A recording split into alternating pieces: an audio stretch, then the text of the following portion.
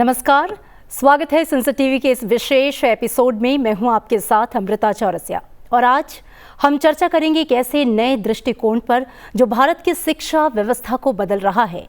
No silos, learning the NEP way.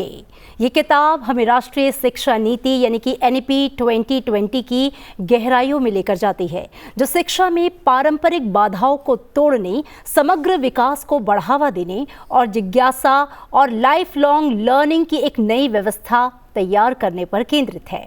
NEP 2020 के तहत अब तक 25 करोड़ से ज़्यादा छात्रों के लिए एक नया राष्ट्रीय पाठ्यक्रम यानी कि एनसीएफ तैयार किया गया है, जिसमें बच्चों के जिज्ञासा को बढ़ावा देने, उनकी रचनात्मकता को उभारने पर ध्यान दिया जा रहा है। और इसी के साथ कई राज्य अब अपनी शिक्षा व्यवस्था को सुधारने की दिशा में काम कर रहे हैं। उदाहरण के तौर पर गुजरात और दिल्ली जैसे राज्यों में 21वीं सदी के कौशलों पर आधारित नए पाठ्यक्रम लागू किए जा रहे हैं।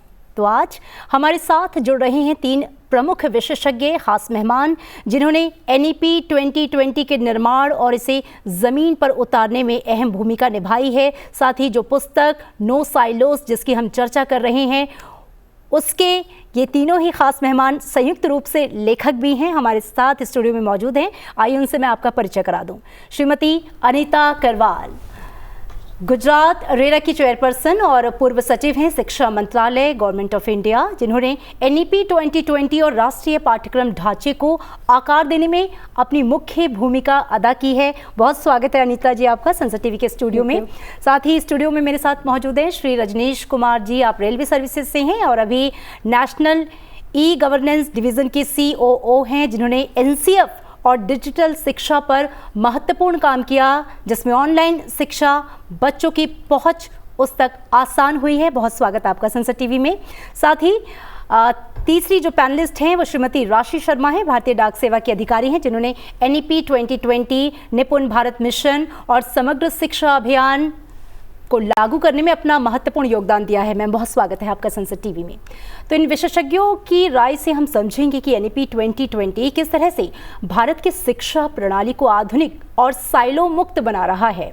तो आइए शुरुआत करते हैं इस सेशन की। और सबसे पहला सवाल अनीता जी मैं आपसे करना चाहूँगी, आपकी जो किताब है जिसका नाम है no silos, learning the NEP way, सबसे पहले आपसे ये समझना चाहेंगे कि एनईपी 2020 का ये जो नो साइलोज दृष्टिकोण है, दरअसल ये कहता क्या है, इसका अर्थ क्या है और इसे किस तरीके से ज़मीन पर उतारा जा रहा है और इसका प्रभाव आप कैसे देखती हैं?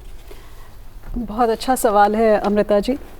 देखिए, नो साइलोज, जो साइलोज शब्द है ये नेशनल एजुकेशन पॉलिसी में एक ही बार इस्तेमाल किया गया है जी, लेकिन जो पूरी पॉलिसी है वो पूरी पॉलिसी नो साइलोज वाली है। इसी वर्ड के इर्द गिर्द है।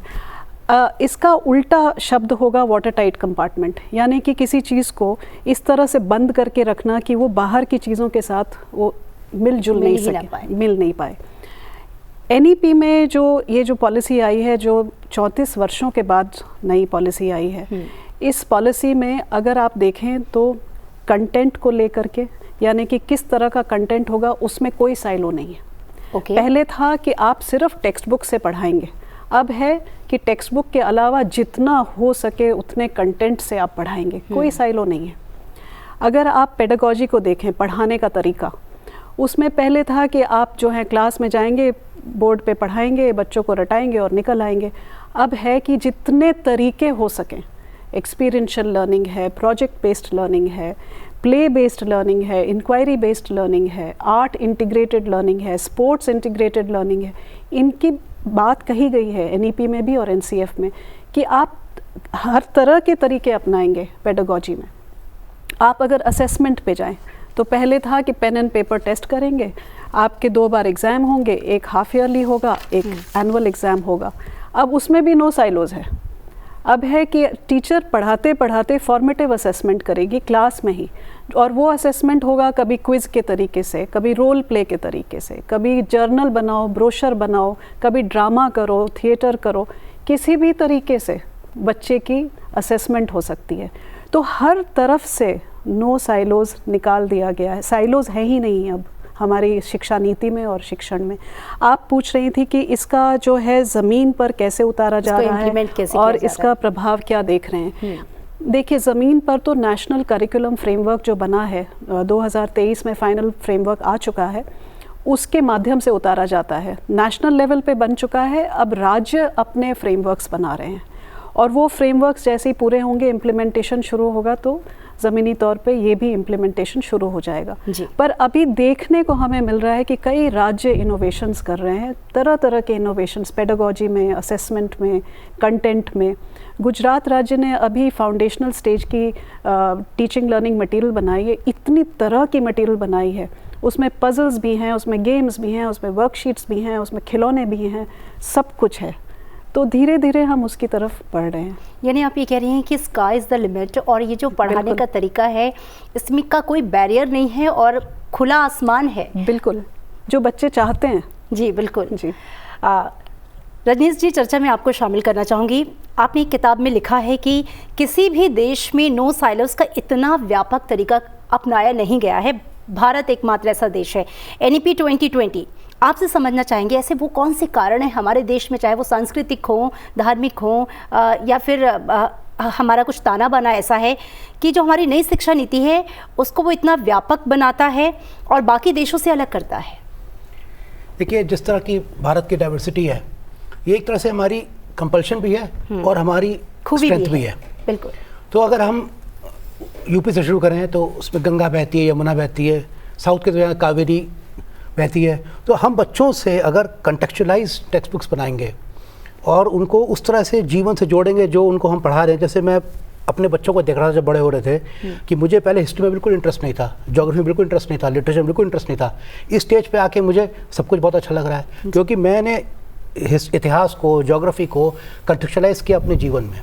तो बस यही NEP क्या चाह रही है कि ये जो हम आज समझे, ये बच्चों को हम बचपन से ही इनिशियल स्टेज से समझ लें, और इसमें कि बच्चे को हम एक ऐसे फ्यूचर के लिए तैयार करें। क्योंकि अब जिस तरह दुनिया आ रही है, हम 30 साल से जो पढ़ रहे थे वो आज अब वो 5 साल क्या, 1 साल, 2 साल का दायरा रह गया। अब आपकी डिग्री का मायने मुश्किल से 5 साल भी नहीं है। अगर हमारे बच्चे के अंदर से पहली क्यूरियोसिटी नहीं होगी, उसको समझने बूझने की शक्ति नहीं होगी, तो वो बाद में चल करके फ्यूचर में उसको नुकसान हो सकता है। तो अब NEP के ज़रिए क्या है कि जो हमारा हिस्टोरिकल कंटेक्स्ट है, हमारा कल्चरल कंटेक्स्ट है, वो हम अपनी किताबों में लाएं। तो ब्रॉडली सेंट्रल गवर्नमेंट ये कह रही है कि हम आपको फ्रेमवर्क दे रहे हैं, अब इसके फ्रेमवर्क के चारों ओर आप अपनी अपनी हिसाब से कल्चरल हिस्टोरिकल रेफरेंसेस से उसको बढ़ाइए, पनपाइए।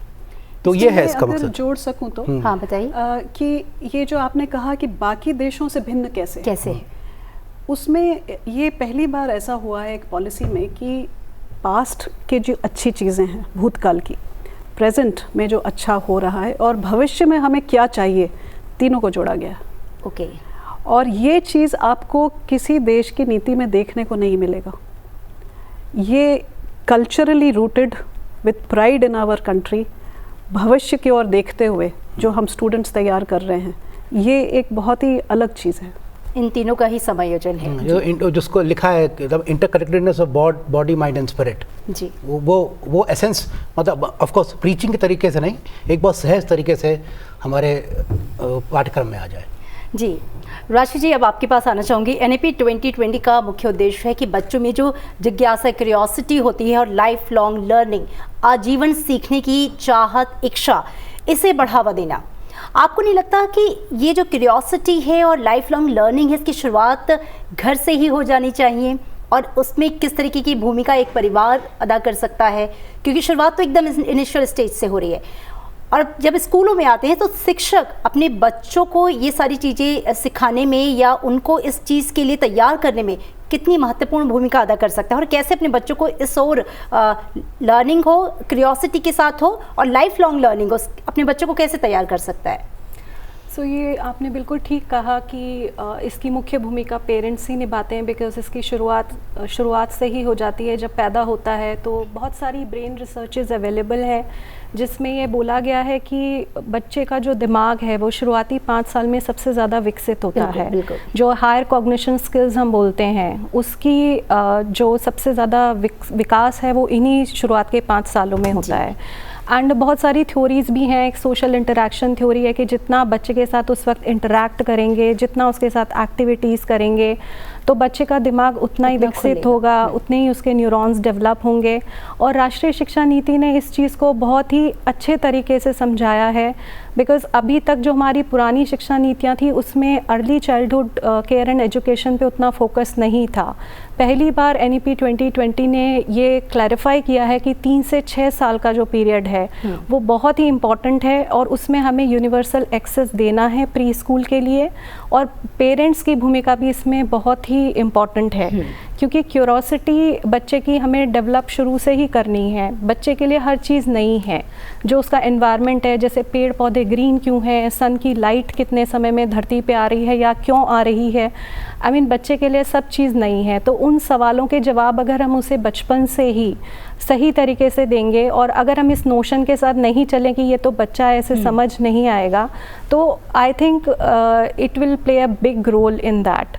और लर्निंग, हमने अपनी किताब में भी लिखा है कि लर्निंग एक प्रोसेस है, it is not the end product. मतलब आपको सीखते रहना है। 21st सेंचुरी है, फ्यूचर बहुत अनप्रडिक्टेबल है। आज आपके पास जो जॉब है, हो सकता है वो 40 साल की उम्र में जब आप आएँ तो ख़त्म हो जाए। So you should be ready to learn, to unlearn, to relearn. That is the objective of national education policy 2020, और उसी के हिसाब से हम अपनी फ्यूचर जनरेशन को तैयार करने का सोच रहे हैं। इसमें अगर मैं जोड़ सकूं, बिल्कुल मैम। एक हम लोगों ने भारत सरकार की तरफ से एक सर्वे किया था, उसका नाम था foundational literacy and numeracy survey, FLN सर्वे। ये 2022 मार्च के महीने में किया था, और उसका रिज़ल्ट हमने निकाला था।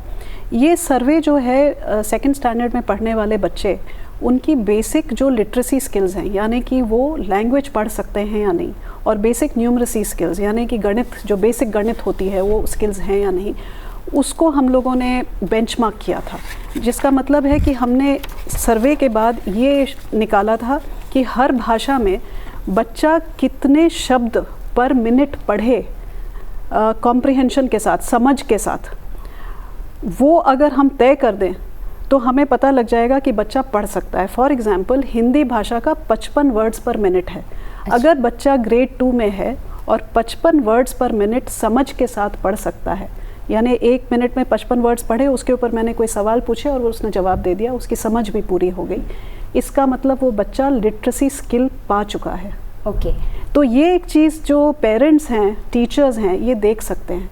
हर भाषा की एक बेंचमार्किंग हम लोगों ने की है, तो उसके हिसाब से बच्चा पढ़ रहा है या नहीं, ग्रेड 2 नहीं तो ग्रेड 3 तक तो वो उसको पूरा करना ही है। ये देखना पूरे देश को ज़रूरी है। यानी ये FLN स्किल हर बच्चे में होना ज़रूरी है। इसलिए क्योंकि अगर वो पढ़ना नहीं सीखेगा तो वो हिस्ट्री कैसे पढ़ेगा, ज्योग्राफी कैसे करेगा, मैथमेटिक्स कैसे करेगा, कुछ भी नहीं कर पाएगा। उसको लैंग्वेज स्किल आना बहुत ज़रूरी है, वो सबसे इम्पोर्टेंट स्किल है। पढ़ना, और उस पढ़ने को समझ के पढ़ना। वो आपको कितने अच्छे से आप उसको ग्रैप्स कर पा रहे हैं। बिल्कुल। रजनी जी, अगर हम भारत के नेशनल करिकुलम फ्रेमवर्क की बात करें, आपका महत्वपूर्ण इसमें योगदान भी रहा। NEP ने इसे बनाने में कैसे मदद की है? साथ ही हम आपसे ये समझना चाहेंगे कि NCF के ज़रिए देश के जो अलग अलग राज्य हैं, उनके पाठ्यक्रमों में कैसे वैल्यू एडिशन किया जा रहा है, उनको कैसे हैंड होल्डिंग या सपोर्ट किया जा रहा है, ताकि वो अपने हिसाब से, क्योंकि आपने कहा कि सबको अपने अपने देश काल और परिस्थितियों के हिसाब से चीज़ों को डेवलप करना है, वो अपने हिसाब से अपनी चीज़ों को बना सकें, अपना करिकुलम बना सकें, और इसके लिए क्या कदम उठाए जा रहे हैं? देखिए, बहुत अच्छी बात NEP में क्या थी कि इसमें शुरुआत से बॉटम्स अप अप्रोच था। NCF बनने से पहले ही ये डिसाइड हुआ था कि स्टेट लेवल पे, डिस्ट्रिक्ट लेवल पे, ब्लॉक लेवल पे हम स्टेट करिकुलम फ्रेमवर्क्स के ज़रिए हम उनसे सजेशंस मांगेंगे, और उस फ्रेमवर्क के ऊपर एक बड़ा फ्रेमवर्क बनेगा जो कि नेशनल करिकुलम फ्रेमवर्क होगा। और नेशनल करिकुलम फ्रेमवर्क का मकसद ये नहीं था कि वो प्रिस्क्राइब करे कि आप क्या करेंगे, उसका मकसद ये था कि जो हमारी NEP की धारणाएं हैं, जो उसकी मूलभूत, जो उसकी फंडामेंटल प्रिंसिपल्स हैं, वो उसमें सम्मिलित हो जाएं, और फिर स्टेट्स अपने हिसाब से उसी नेशनल करिकुलम फ्रेमवर्क के ज़रिए अपना स्टेट करिकुलम फ्रेमवर्क बना पाएँ, अपनी जर्नी बना पाएँ। और जैसे 5+3+3+4 जिसमें कि foundational stage, preparatory stage, middle stage और सेकेंडरी स्टेज की बात की गई है, वो कोई फिजिकल चेंज नहीं है, वो केवल पेडागॉजिकल चेंज है। उसमें स्कूल वही का वही रहेगा, वही सिस्टम्स रहेंगे, केवल पेडागॉजिकल स्ट्रक्चर में चेंज होगा। और उसमें ये माना जाता है कि 6 to 8 जैसे कोहर्ट है, तो 6 to 8 पूरा एक लर्निंग प्रोसेस है। ऐसा नहीं कि अगर 6 में कोई चीज़ छूट गई तो आप वो 7 8 में नहीं पढ़ पाएंगे। ये इसकी फिलॉसफी है और ये इम्प्लीमेंट होने में हो सकता थोड़ा समय लगे, लेकिन जो मेन आइडिया है कि नेशनल करिकुलम फ्रेमवर्क एक ब्रॉड फ्रेमवर्क दे रहा है। NCERT उस पर अपनी किताब बनाएगा, उस NCERT की किताब के ज़रिए वो एक फ्रेमवर्क मिलेगा। SCRTs और बाकी स्टेट्स अपनी अपनी किताबें बनाएंगे और इंडिया को कंटेक्चुअलाइज करेंगे, रीजन को कंटेक्चुअलाइज करेंगे और बच्चों को ग्लोबल सिटीजन बनाने में मदद करेंगे। तो ये बेसिकली, मैं अगर मैम कुछ इसमें ऐड करना चाहें। नहीं, इसमें सिर्फ इतना मैं बताना चाहूँगी कि जो नेशनल करिकुलम फ्रेमवर्क है उसमें लर्निंग स्टैंडर्ड्स भी बनाए गए हैं, यानी कि उसके अंदर जो एक स्टेज में, फाउंडेशनल स्टेज में जैसे कि बच्चा है, तो फाउंडेशनल स्टेज जब वो पूरा करेगा तो वो कौन से लर्निंग स्टैंडर्ड्स वो अक्वायर करेगा, कौन सी कॉम्पिटेंसी उसके पास होनी चाहिए, मतलब उसी के आधार पर माना जाएगा कि वो उसने फाउंडेशन पूरी कर ली। उसी तरह हर एक स्टेज के लिए बनाया है। ये जो लर्निंग स्टैंडर्ड्स बनाए हैं वो बहुत ही भारत को कंटेक्चुअलाइज्ड है, रिलेटेड टू इंडिया है and also related to future and the globe. बहुत ही इंटरेस्टिंग तरीके से बनाई है और ये लर्निंग स्टैंडर्ड्स जो है ये सबसे इम्पॉर्टेंट पार्ट है करिकुलम फ्रेमवर्क का, और ये सारे राज्य अब उसको फर्दर कंटेक्चुअलाइज कर रहे हैं, लोकल कंटेक्चुअलाइजेशन कर रहे हैं। तो आप सोच सकते हैं कि बच्चे को फिर वो कनेक्ट मिल जाएगा कि मैं जो पढ़ रहा हूँ मुझे समझ आ रहा है क्योंकि वो मेरे इर्द गिर्द है। बिल्कुल। अदरवाइज आप उसको ऐसी चीज़ें पढ़ाते हैं जिससे उसका कोई कनेक्शन नहीं है, डिस्कनेक्ट है, तो उसका कोई फ़ायदा नहीं है। So this is also a very important part. उसमें एक पॉइंट और है कि एज अप्रोप्रिएट जो उसकी नीड्स हैं उसको भी कैटर किया जाए जी, कि उसको वो पढ़ाया जाए जो उसकी एज से रिलेट कर सके। जी बिल्कुल। राशि जी, न्यू एजुकेशन सिस्टम जिस पर हम चर्चा कर रहे हैं, जिसके लिए नई शिक्षा नीति को लाया गया है और ये बहुत ही बड़ा गेम चेंजर भी कहा जा रहा है। अगर हम ओल्ड एजुकेशन सिस्टम की बात करें तो उसके तौर तरीकों में अब तक न्यू एजुकेशन सिस्टम के आने के बाद किस तरह का बदलाव आप देखती हैं, और ये जो बदलाव हैं वो कितने सार्थक ज़मीन पर दिख रहे हैं? आपको पता है कि जो हमारा एजुकेशन सिस्टम है उसकी सबसे बड़ी क्रिटिसिज्म रोट मेमोराइजेशन है कि हम सिर्फ याद करते हैं और हमें समझ नहीं आता है कि क्या हमने जो पढ़ा है हम उसको रियल लाइफ में इम्प्लीमेंट कर सकते हैं। हाँ, जो अभी तक रहा है कि रटो, मार्क्स पाओ और आ जाएं, और इसी वजह से शायद हमारे यहाँ हाई मार्क्स सिस्टम भी प्रेवलेंट है। तो सबसे बड़ी जो नेशनल एजुकेशन पॉलिसी ने बात करी है वो यही करी है कि रोट मेमोराइजेशन से हटके हम कॉम्पिटेंसी बेस्ड एजुकेशन पे जाएंगे। जैसा कि मैम ने भी आपको बताया कि हर स्टेज के लिए लर्निंग स्टैंडर्ड्स हमने तय कर दिए हैं। सो उन लर्निंग स्टैंडर्ड्स को तय करना अब हमारा उद्देश्य है, ना कि किसी फैक्ट्स को हम रटें। और दूसरी सबसे बड़ी चीज़ है जो पेडागोजी में चेंज है, we are focusing on activity based pedagogy.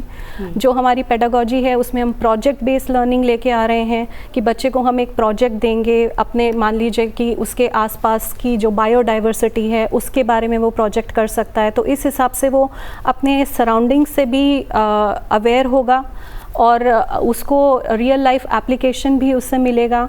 दूसरा जो सबसे बड़ा नेशनल एजुकेशन पॉलिसी का कंट्रीब्यूशन है वो है फोकस फाउंडेशनल लिटरेसी और न्यूमरेसी पे, जो भारत सरकार ने एक निपुण भारत मिशन योजना भी लॉन्च करी है, जिसमें ये है कि ग्रेड 3 तक हर बच्चे को हम फाउंडेशनल स्किल्स एक्वायर करना ज़रूरी है, क्योंकि वो जो पढ़ता है वो समझ के साथ पढ़े, जो वो मैथमेटिक्स कर रहा है उसको वो रियल लाइफ में अप्लाई कर सके। और हम बच्चे की सिर्फ एकेडमिक स्किल्स पे नहीं बात कर रहे हैं, इसमें हम बच्चे के होलिस्टिक डेवलपमेंट के बारे में बात कर रहे हैं। Not only cognitive skills, socio emotional skills, बच्चे का एक ओवरऑल डेवलपमेंट होना चाहिए जिससे कि वो इस काबिल बने कि वो 21st सेंचुरी के जो चैलेंजेस हैं जो कि हम अभी प्रिडिक्ट नहीं कर सकते उसके लिए वो तैयार हो। दूसरा सबसे इम्पॉर्टेंट फैक्टर है असेसमेंट में चेंज, बिकॉज अभी तक हम बोर्ड्स एग्ज़ाम्स को बहुत ज़्यादा प्रायोरिटी देते आए हैं। तो नेशनल एजुकेशन पॉलिसी ने ये बोला है कि बोर्ड एग्ज़ाम रहेंगे मगर वो लो स्टेक्स होंगे, और असेसमेंट भी अब हम फॉर्मेटिव असेसमेंट करेंगे जिसमें हम ये देखेंगे कि बच्चे ने जो सीखा है उसको उसकी कॉन्सेप्ट्स क्लियर हैं कि नहीं हैं। एंड उसके साथ टीचर ट्रेनिंग पे बहुत ध्यान दिया है नेशनल एजुकेशन पॉलिसी में। हर टीचर के लिए ये है कि उसको एक साल में 50 घंटे की अपना प्रोफेशनल डेवलपमेंट करना है on the choice of on his own choice, pedagogy पे कर सकता है, वो असेसमेंट पे कर सकता है, टेक्नोलॉजी पे कर सकता है। तो एक ओवरऑल पूरा हम लोगों ने जो एजुकेशन का लैंडस्केप है उसको पूरा 21st सेंचुरी के अलाइन करने के हिसाब से ये पॉलिसी आई है, जिससे मुझे उम्मीद है कि एक छोटी सी ऐड करना चाहेंगे कि जैसे जो प्रीची सिस्टम ऑफ टीचिंग था उससे भी हमें थोड़ा सा हटना पड़ेगा। जैसे बच्चों को प्रीचिंग नहीं पसंद होती है तो उनको, जैसे छोटा एग्जांपल था कि वो प्लेन के बारे में बता रहे थे बच्चों को कि हवा में रेजिस्टेंस होता है इसलिए प्लेन को लिफ्ट मिलती है, प्लेन चलता है। तो बात करते करते हम उसमें घुस गए जीवन दर्शन में कि बेटा जीवन में थोड़ा कर्षण ज़रूरी है, तब वो आप आगे बढ़ते हो। तो बोले पापा प्रीचिंग मत दो, बस साइंस पढ़ाओ। तो ये जो चीज़ है इसको समझा है एनईपी ने कि हमें अपने मेथोडोलॉजीज़ में प्रीच से ज़्यादा लर्न, टीच और सेल्फ लर्निंग की जो मैकेनिज़्म वो बिल्ड करनी है बच्चे के अंदर। बिल्कुल। अनीता जी, आप एक एजुकेटर भी हैं और पॉलिसी मेकर भी हैं।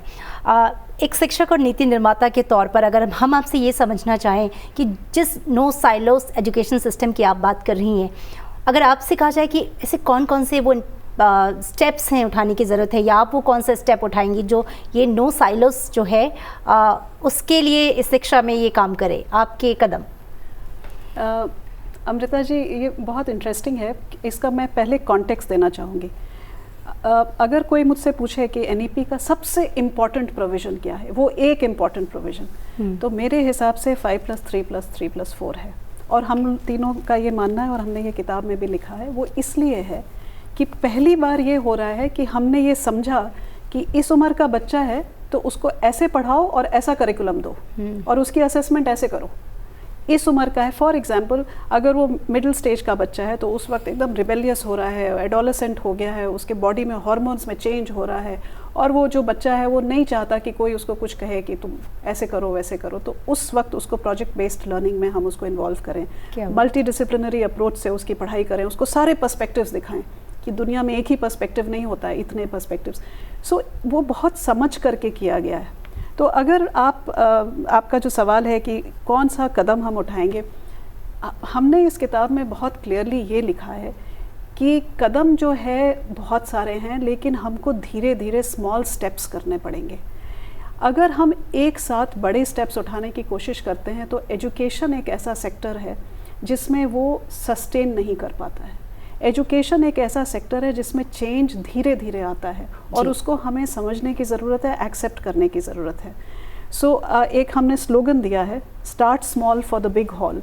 And throughout our book हम लोगों ने हर चीज़ के लिए जो वो कौन से छोटे कदम हैं जो आपको लेने चाहिए। फॉर एग्ज़ाम्पल, अगर आपका पेडागोजी है और आपको एक्सपीरियंशियल लर्निंग, ये लर्निंग, प्रोजेक्ट बेस्ड लर्निंग, ये सब के बारे में आप ओवरवेल्म हो रहे हैं, हम क्या करें, तो वो कौन सा छोटा कदम है जो आप उठा सकते हैं।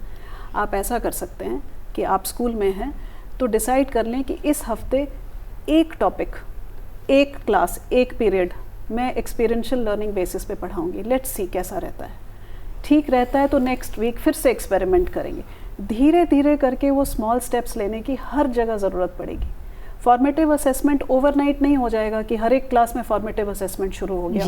और जो लोग कोशिश कर रहे हैं इस तरह से ओवरनाइट करने का, मैं उनको बिल्कुल दावे के साथ कह सकती हूँ वो सस्टेन नहीं होगा। उसको बहुत धीरे धीरे टीचर्स की कैपेसिटी बिल्ड करनी पड़ेगी, उनकी ट्रेनिंग करनी पड़ेगी। एक स्टेप लें, उसको मॉनिटर करें, उसको ट्वीक करें, उसका पायलट करें, नहीं समझ आए दोबारा ट्रेनिंग करें। ऐसे करके धीरे धीरे हमें आगे बढ़ना पड़ेगा, ये हमारा मानना है। जी बिल्कुल, आपका वो स्लोगन बहुत सुंदर है कि छोटे छोटे स्टेप से ही एक बड़ा जो है वो रिजल्ट सामने आएगा। चूँकि अब हम क्लोजिंग रिमार्क पे आएंगे तो रजनीश जी, आपका closing remark no silos education system की जो हम बात कर रहे हैं उसे लेकर। मैं एक चीज़ चाहूँगा, बस किसी भी तरह से कुछ सालों में क्यूरियोसिटी करिकुलम का पार्ट बन जाए कि क्यूरियस बच्चा मार्क्स लूज़ ना करे। अभी ये होता है अक्सर कि क्यूरियोसिटी से बच्चे के क्यूरियोसिटी किल्स द मार्क्स। तो अगर ये हो पाएगा हमारी लाइफ टाइम में तो हम बहुत खुश होंगे। और अगर हमारा कंट्रीब्यूशन होगा, ज़्यादा सवाल करते थे तो डांट पड़ जाती थी। बहुत सवाल पूछती हो चुपचाप, नहीं वो पढ़ाई का भी नुकसान होता है। तो टीचर्स अपने लय में पढ़ा रहे हैं, उन्हें ये बिल्कुल पसंद नहीं है कि कोई बच्चा बीच में इंटरप्ट करे उन्हें और ज़्यादा सवाल करे। उन्हें ये समझना चाहिए कि बच्चा सवाल कर रहा है, इसका मतलब है कि वो इंटरेस्ट ले रहा है। Isn't it? राशि जी, आपका कमेंट। तो मेरा कमेंट एक्चुअली ये है कि जो इंटरडिसिप्लिनरिटी की बात है एनईपी में, बिकॉज़ अभी तक हमने बहुत ही सेगमेंटेड तरीके से सारे सब्जेक्ट्स पढ़े हैं, तो मतलब जो हम आपस में बात भी करते हैं क्लास 10 तक या 12 तक हमको किसी को भी हिस्ट्री पसंद नहीं थी, ज्योग्राफी पसंद नहीं थी, बिकॉज हमने पूरा होलिस्टिकली उसको देखा ही नहीं था।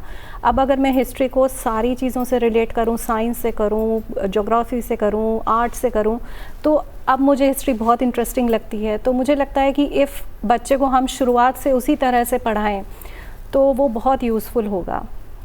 मैम, आपका आखिरी कमेंट, और चूँकि मैं भी एक माँ हूँ और अब मेरे बच्चे की कुछ प्रॉब्लम्स मेरे जहन में आ रही हैं, इसलिए मैं पूछना चाह रही हूँ कि कई बार ऐसा लगता है कि बच्चा मैथ से घबरा रहा है, उससे साइंस या तो पसंद आ रही है या फिर सोशल साइंस पसंद आ रही है और मैथ से बहुत घबरा रहा है। कई बार वो उसे किसी एक सब्जेक्ट से उसको एक डर बैठ जाता है कि काश ये सब्जेक्ट मेरी ज़िंदगी से हट जाता।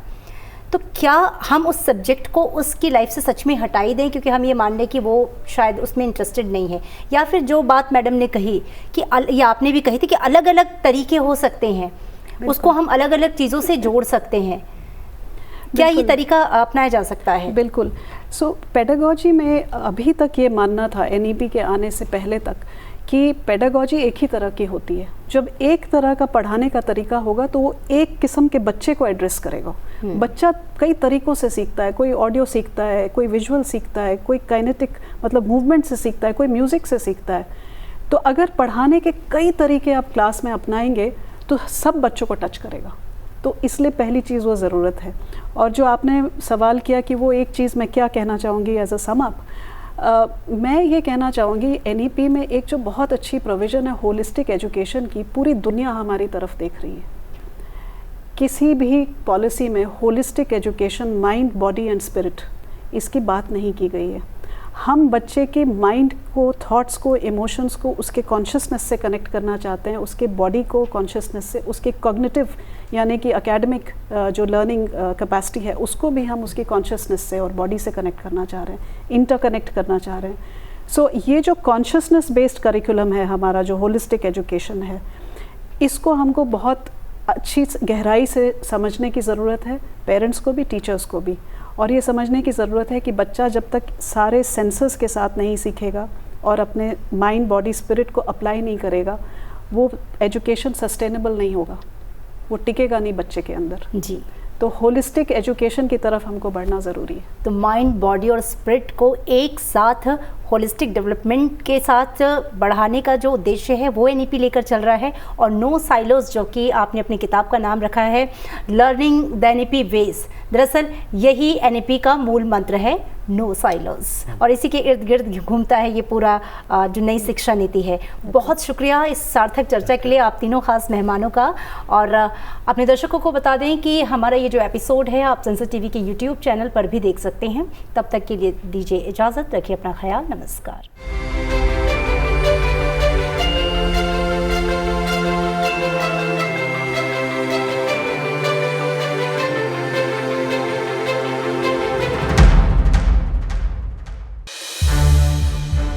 संसद TV के और भी प्रोग्राम्स देखने के लिए सब्सक्राइब करें हमारा YouTube चैनल और हाँ, इन्हें लाइक और शेयर करना ना भूलें।